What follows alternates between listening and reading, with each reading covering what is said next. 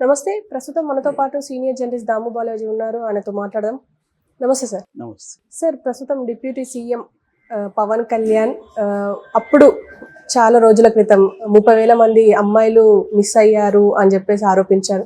ఇప్పుడు వాళ్ళు వెతికే పనిలో పడ్డారు అని చెప్పేసి కూడా అంటున్నారు. ఈవెన్ కేఏ పాల్ కూడా ఒక వీడియో విడుదల చేశారు, వాళ్ళని వెతకండి అని చెప్పేసి రిక్వెస్ట్గా. సో ఇదంతా జరిగే అవకాశం ఉందంటారా? పాసిబుల్ అవుతుందా? కేఏ పాల్ ఒక వీడియో చేశాడు. అదేంటంటే మీరు ఎంతసేపటికి జగన్ని తిట్టడం తప్ప మీరు పరిపాలన ఏమి పట్టించుకోవట్లేదు. సో గవర్నెన్స్ని పట్టించుకోండి, పరిపాలన పట్టించుకోండి.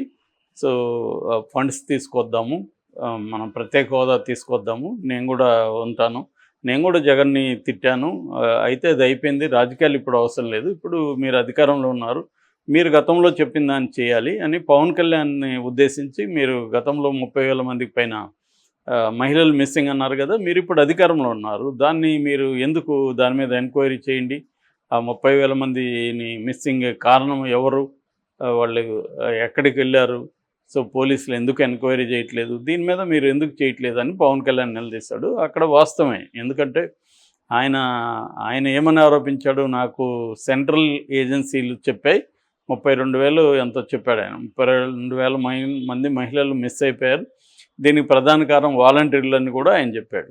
సో అప్పుడు డీజీపీ కూడా ఆయన అడిగాడు, అప్పుడున్న డీజీపీ రాజేంద్ర ప్రసాద్ రెడ్డి, మీ దగ్గర ఉన్న ఇన్ఫర్మేషన్ ఇవ్వండి, మేము ఎంక్వైరీ చేస్తాము, కానీ దానికి ఏమి సమాధానం చెప్పలేదు.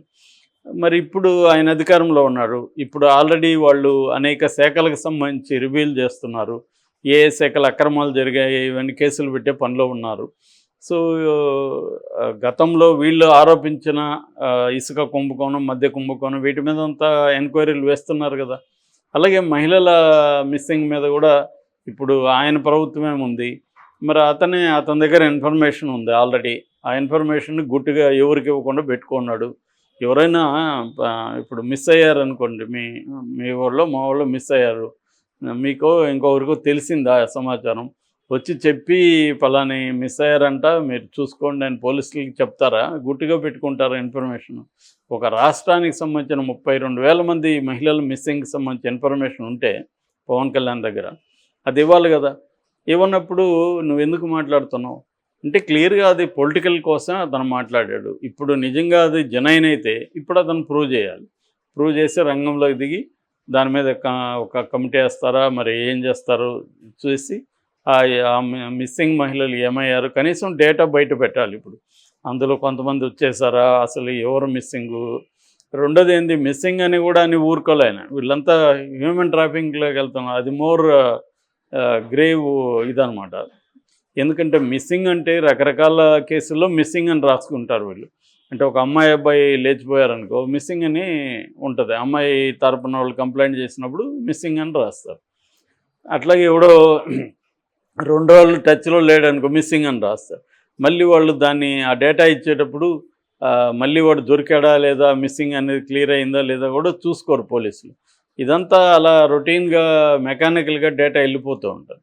అందుకని దీని మీద సమగ్ర విచారణ జరిపితే మిస్సింగ్ అనేది తెలుస్తుంది. మామూలుగా మనకి ఎన్సీఆర్బీలో ఈ డేటా అంతా ఉంటుంది, నేషనల్ క్రైమ్ రికార్డ్స్ బ్యూరో, ఎందుకంటే ఎవరి పోలీస్ స్టేషన్ ఎన్సీఆర్బీకి సమాచారాన్ని అందిస్తుంది.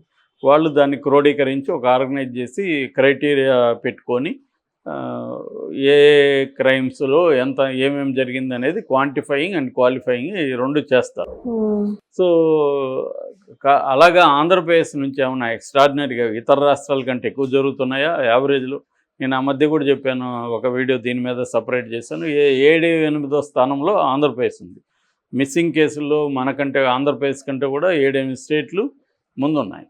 సో అంత మాత్రాన్ని దీన్ని పరిగణించకూడదని కాదు, ఖచ్చితంగా 10 మంది ఉన్నా 20 మంది ఉన్నా మిస్సింగ్ అనేది మిస్సింగే.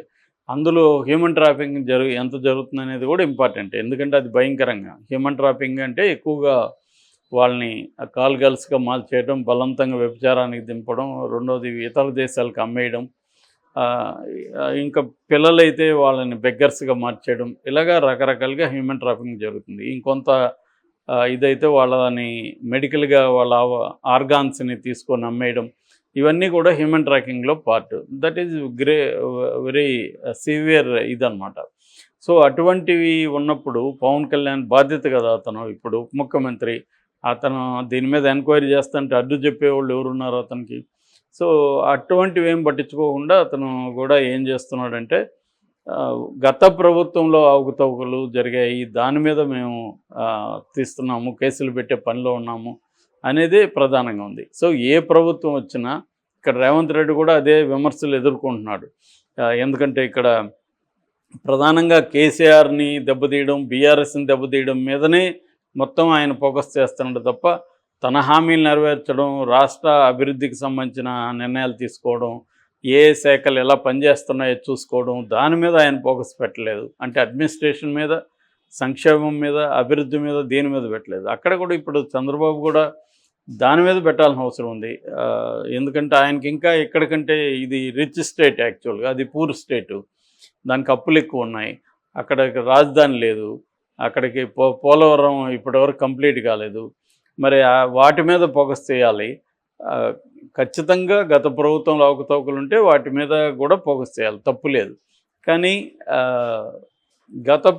గతంలో తాము ఏ ఆరోపణలు చేశారో ఆ ఆరోపణలు ఖచ్చితంగా ఇవాళ వాటిని ప్రూవ్ చేయాల్సిన అవసరం ఉంటుంది, వీళ్ళ చేతిలో ఉంది. గతంలో కూడా వాళ్ళు అడిగారు, నిజానికి డీజీపీ అడిగారు, డీజీపీకి ఈయన ఇచ్చుండాలి, నిజానికి ఇచ్చుంటే అప్పుడు ఆ ప్రభుత్వాన్ని నిందించుండొచ్చు.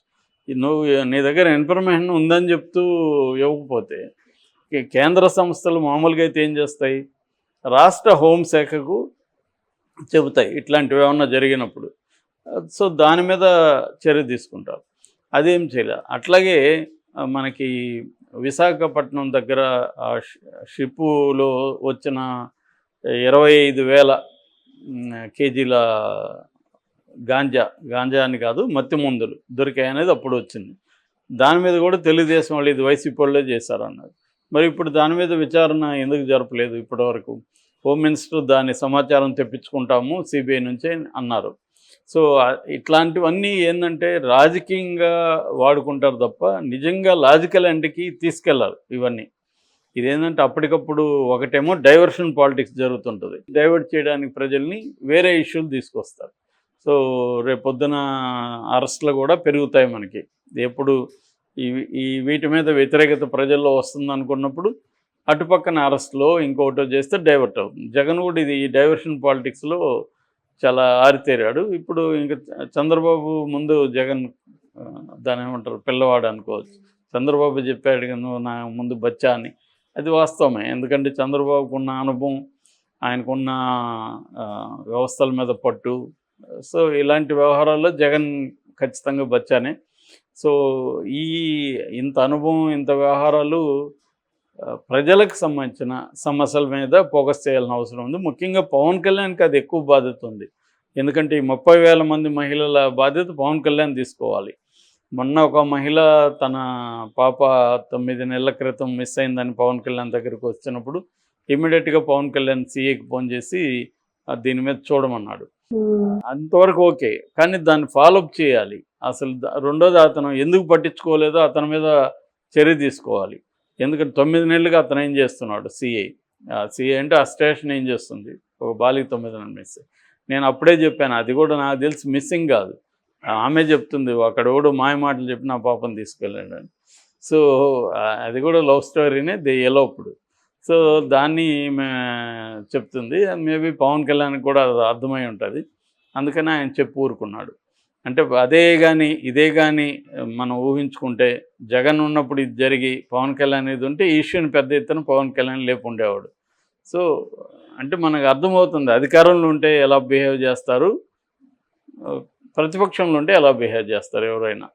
దీని ఇష్యూని ఎందుకో వైసీపీ వాళ్ళు కూడా చేయట్లేదు. ఎందుకంటే వైసీపీ మేబీ 6 నెలలు టైం ఇద్దామని వెయిట్ చేస్తున్నారు అనేది ఒక వెర్షను. రెండో వెర్షన్ వాళ్ళ సమస్యలే వాళ్ళకి ఇప్పుడు ఉన్నాయి. వాళ్ళ ఆఫీసులే కూలగొడితేనే వాళ్ళు ఏం చేసుకోలేని పరిస్థితి ఉంది. సో అటువంటి ఒక డిఫెన్స్లో వాళ్ళు ఉన్నారు. Okay sir, thank you.